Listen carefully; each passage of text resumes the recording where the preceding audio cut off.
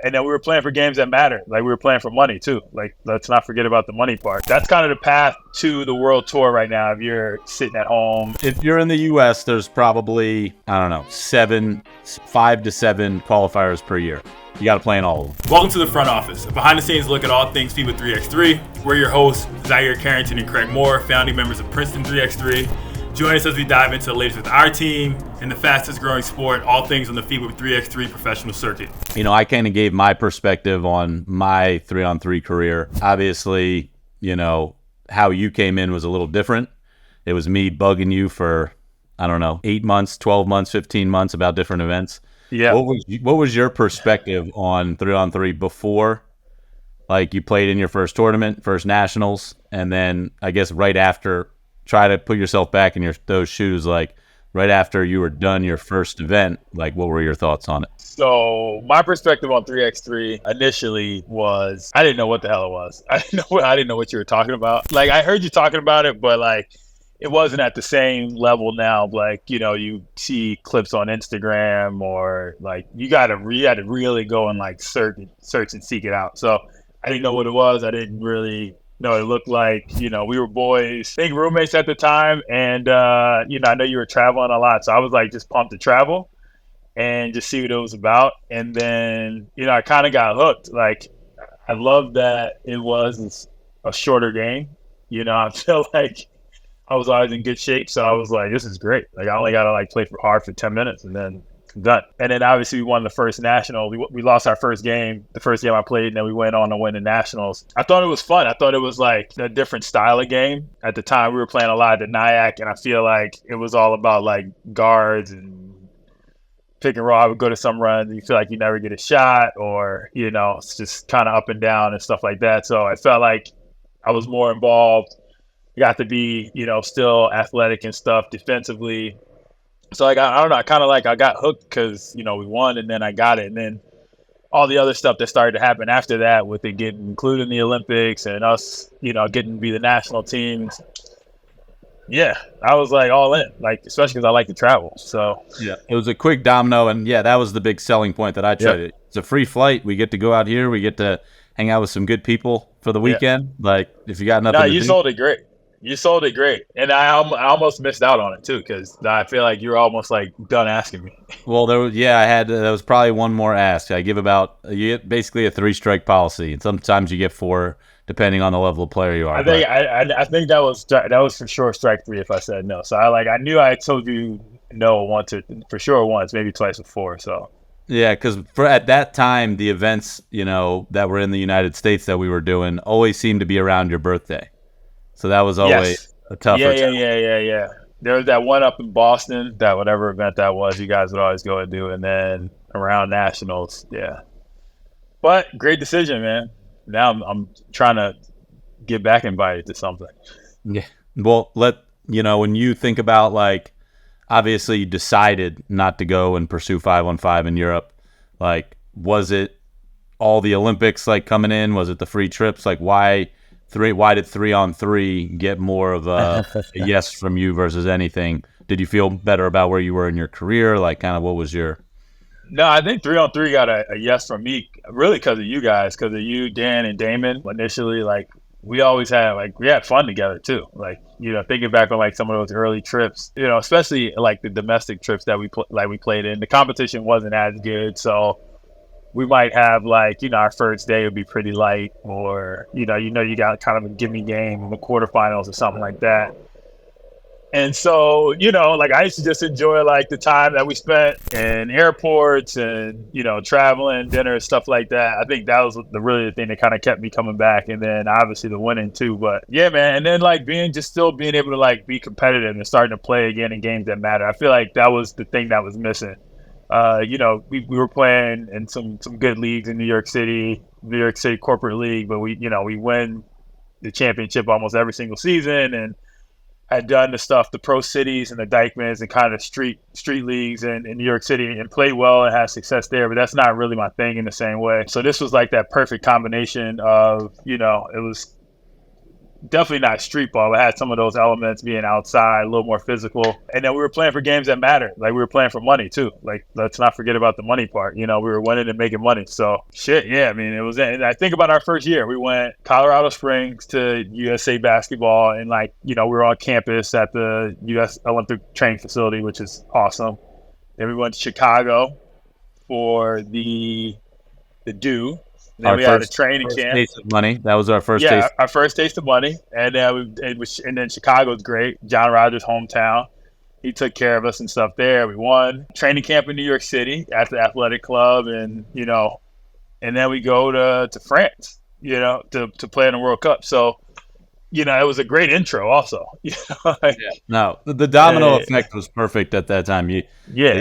But the first 2 out of 3 events were for no money. We're just playing. And then all of a sudden it started. And then we went to Saskatoon, tried to win there. It did not go as well as we hoped. But then we won $20,000 in the DO finals. And we were like, all right, let's try to see how. I think that's the thing that had me coming back too, is like realizing that we weren't as good. Like we were good in the in the U.S. or on the domestic landscape, and clearly we're better than a lot of the other people here at that point. But on the international stage, like we got our asses kicked in the World Cup. It still bothers me. I never got a chance to go back and try to redeem that performance. But it was our first time out, and it is what it is. And then going to Saskatoon, and then we got beat up on. So that stuff stood out. We wanted to, I think, get a little revenge, get a taste back, and then all the professional stuff started too. So in 2018, I think it was important for us to see where we were at. We knew that we didn't lose in the U.S. for know until 2019. Maybe there was a couple games we lost, maybe even later, but we went a couple years without losing in the States. So I think it was definitely important to us that we see what level we were at internationally and where we needed to improve and what things we needed to do to continue to be successful. Yeah, but it was definitely you guys, though. I mean, we had some fun, some trips. What did we do after Saskatoon? Do you remember that year? Was it Brazil? Was that the next thing after? No, the next one was the DO. LA was the last. The LA DO, yeah. But that was when Kareem got in the mix. Yeah, but we played in 2 events that time. So we played in the actually maybe we didn't. Was it LA Live too? No, we didn't have to play in the regional. So there was a regional LA event that played on Saturday, and then Sunday was the final. We didn't have to play in the regional. We just came up for the Sunday event, which was the final for $20,000. But yeah, we played in 6 events that year, which was pretty good, considering we didn't really have a schedule. Yeah. It was just fly by the seat of our pants. And then the other dominoes fell. We got invited to Brazil, and then all of a sudden we were kind of hooked. And again, 2018, we didn't really know what we were going to have. We ended up playing in 17 events, but we started out with no idea. We were just can we have events FIBA? And they were kind enough at that time. They were they were literally growing on trees. So so that's I got a question for you. Since we're talking about how we started, and now you're the team manager, obviously you have been since we started in 2018. You were the person on our team that had the most knowledge of FIBA 3x3. You had the most experience. You had played in the World Cup back in 2014 or whatever. If someone today were trying to start a 3x3 team, they wanted to start a pro team. I had this written down for you. Okay, so I'll answer too, and then and it'll probably be somewhere in between. I think your answer will be better than mine for sure, but I'll answer first. I would say, if you want to start a team, I'll be totally honest. If you're trying to play at the highest level on the World Tour, Pro Circuit, Challengers and Masters events, I'd say first things first, probably get yourself a sponsor. Get somebody, or figure out how you're going to play for at least some travel for, a few months. If you really want to get to this event. If you have events in your country that you can kind of feed into it, where you can travel domestically or something like that, you might not need as much, but that is definitely still a part of it right now. So I would say, if you can, try to start there, or if you got something going on in your city or town, try to get in and qualify for a local event that way. I mean, I would take that a step further. I would say you have to do that now. You can't, unless you're a federation that's just going to buy their way in. If you're just 4 guys like we were, and you're trying to figure out a way to get on, you have to go through the qualifiers. So you have to, the first year, first 6 months, first 3 months of your season should be dedicated to qualifiers that are driving distance, small, short flights, and you test yourself. And maybe even before that, you got to find teammates, right? So like, I think the most important thing with all teammates is not that your skills are perfect for each other at the start. It is that your commitment level is exactly the same. Correct. So you're not changing players every time. It's just me and you finding 2 guys every city we go to. We got 3 or 4 guys that are dedicated to this. We are going to be doing this. We're all in, or at least we're the same all in. Same. Yep. And then you can add a 4th, you can add a 5th, you can add a 6th player, build your roster.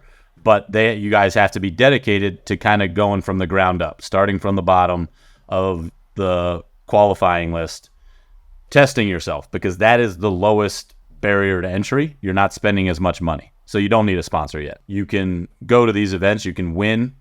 And if you lose, you're not losing too much, right? If you travel to an international event, when we play shitty now, it's a waste of $6,000 to $8,000 versus when you go at, let's say we played in a New York event or we played in St. Louis, that's, $1,000. And the potential is you can win 10 or 12, which 1, bankrolls you for a little longer.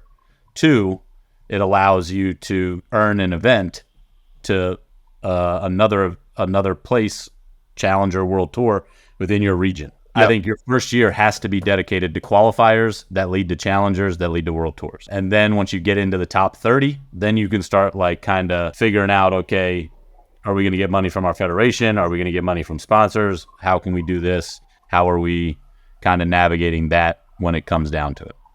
Yeah, I think you hit on all the key parts. The commitment level is big. You got to have a group of guys who are all on the same page and willing to sacrifice missing, family things and personal obligations, at least for a little bit, to see if you guys can get on track. You got to play in qualifiers that are local. And what some of those look like, at least in the States, you have like Hoop It Up. They have some qualifiers.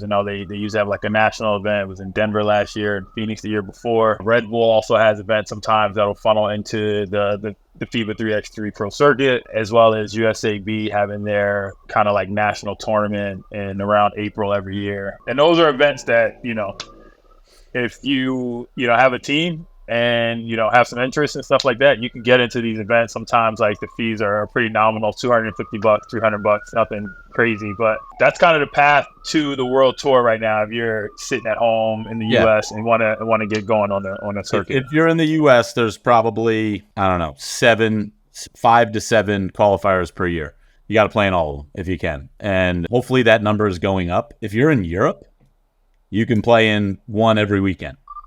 From February to September. Like there qualifies all over the place. So you could, if you're a US team, go to Europe for 2 weeks and play in 3 events. And that can be really beneficial. I don't think, if I'm like predicting, I don't think there are going to be too many teams that are able to start just at 0 with no funding, with no backing of a federation, and just rise up through the ranks. It's very hard now. You are going to have like some sort of an anchor sponsor, someone that kind of wants to be the team owner going forward. And hopefully that happens. It might be a couple years away, but right now it's still federation strong.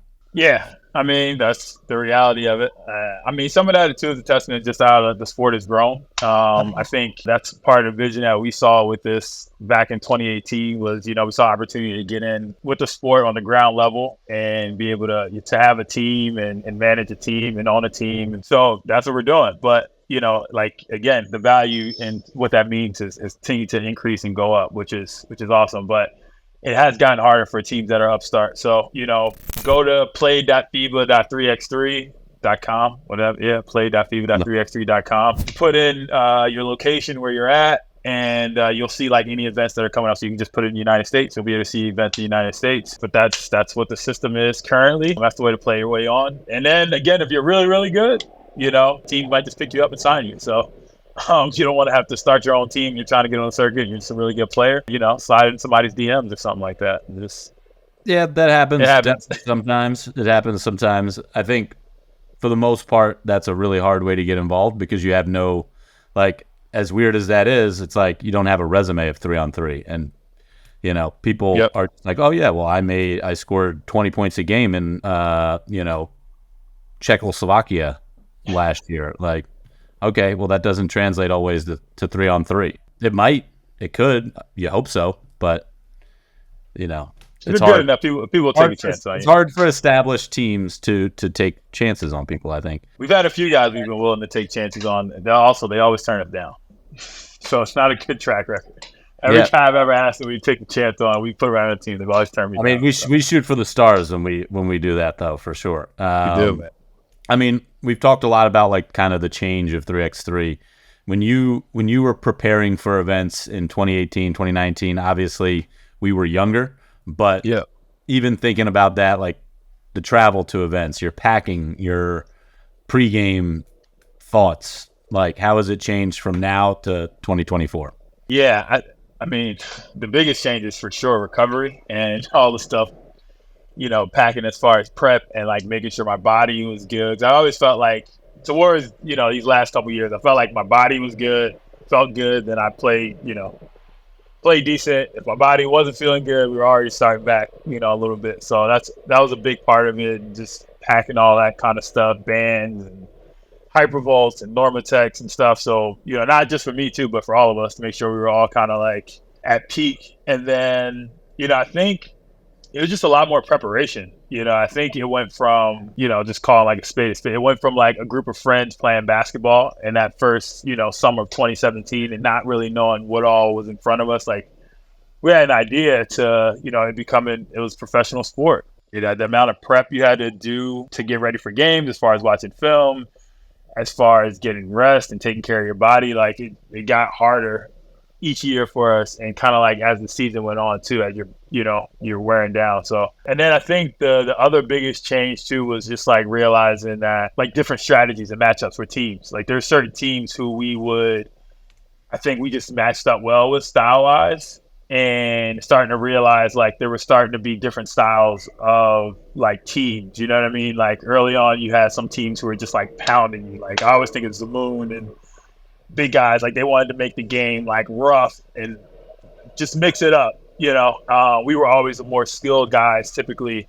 And so teams always play us kind of like in that one style. And then as the game got, started to get some more different players in it, I think players got more athletic, more skilled. You had Riga, when those guys kind of came on, they were like a little bit more ISO, kind of like chucking the ball a little bit more free flowing. You got like some of the Serbian teams who are like, would be more kind of regimented in their movements and their cuts and all that kind of stuff, playing off the off the pinch post and stuff. So like all these different styles started to come up too. So I think starting to like see the different styles and how we had to prep and strategize, I think that changed a lot. I think we used to book flights to get in a day early to sightsee.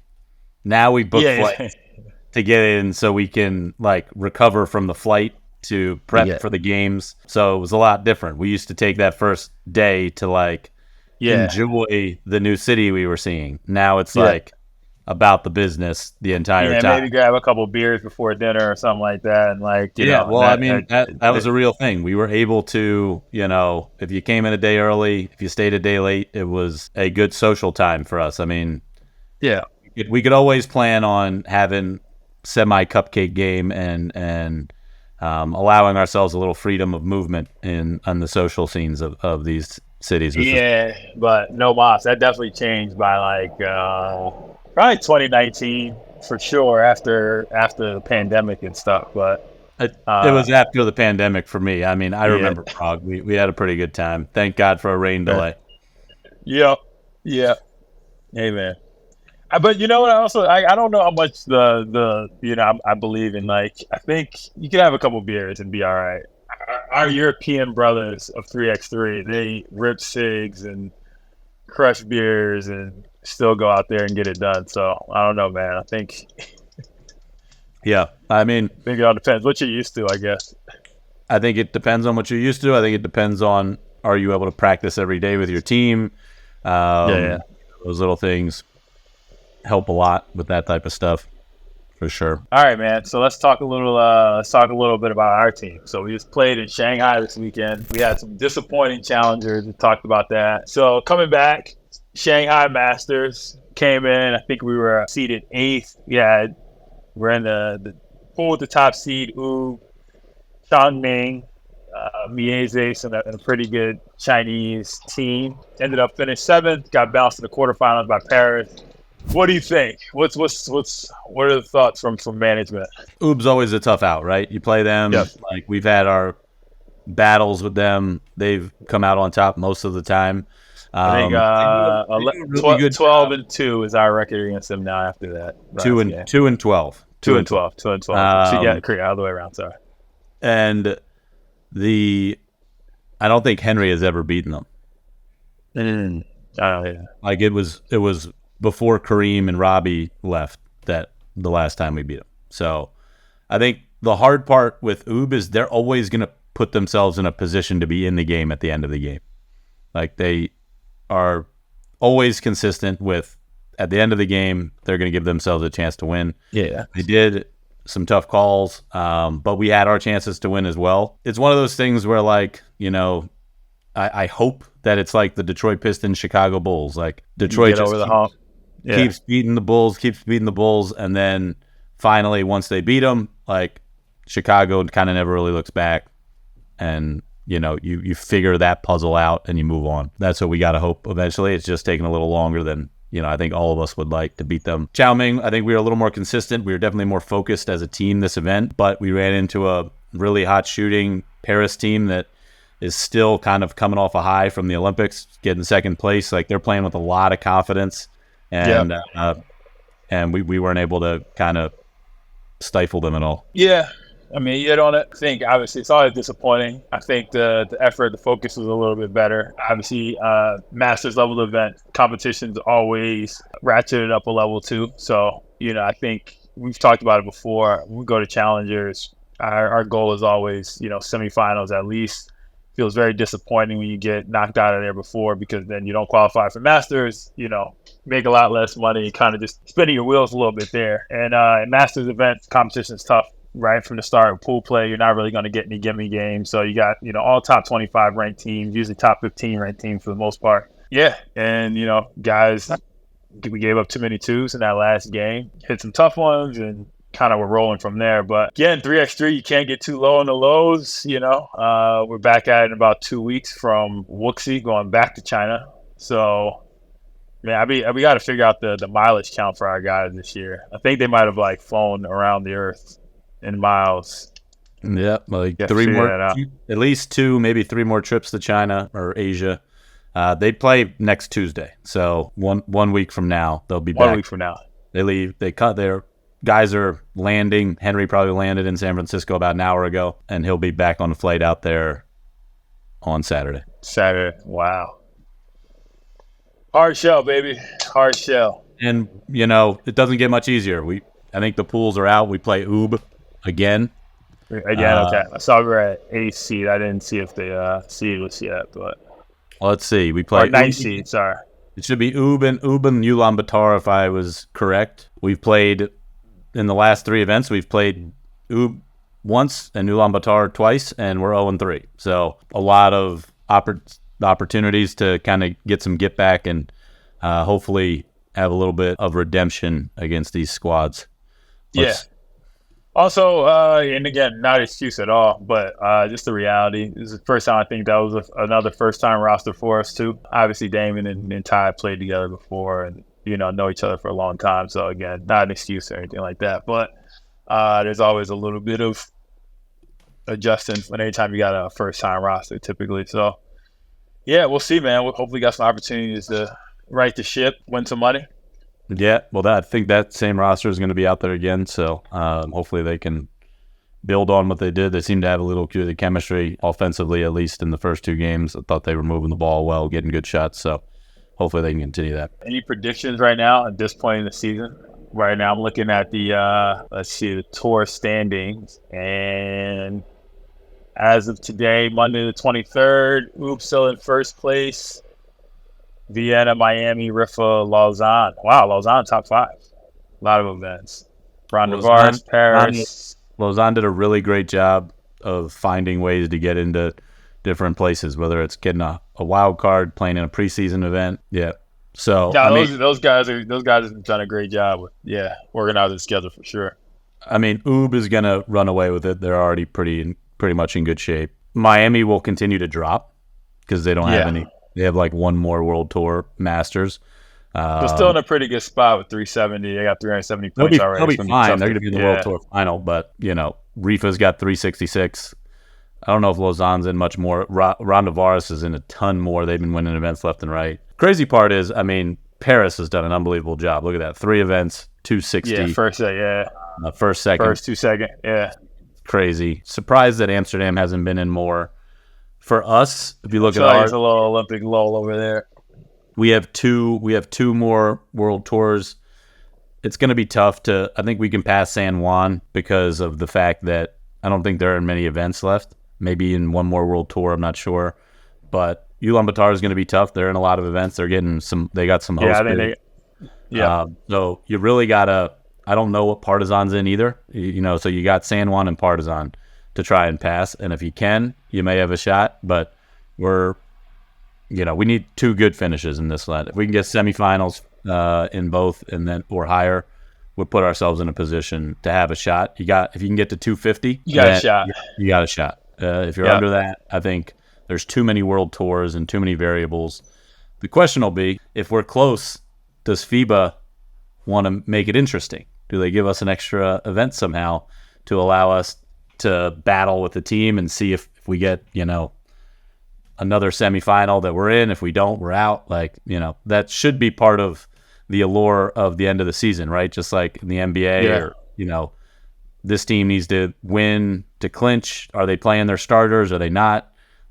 Hopefully the FIBA gods pass along a world tour. I guess we should 3x3 gods pass us along one more world tour. It could happen. They've done it in years past. We could also earn another world tour. We do have another. We still have a Taipei Challenger. Right now, we're currently at the 1 seed. They still haven't done the allocation for that. So I think that should come out, this week, tomorrow?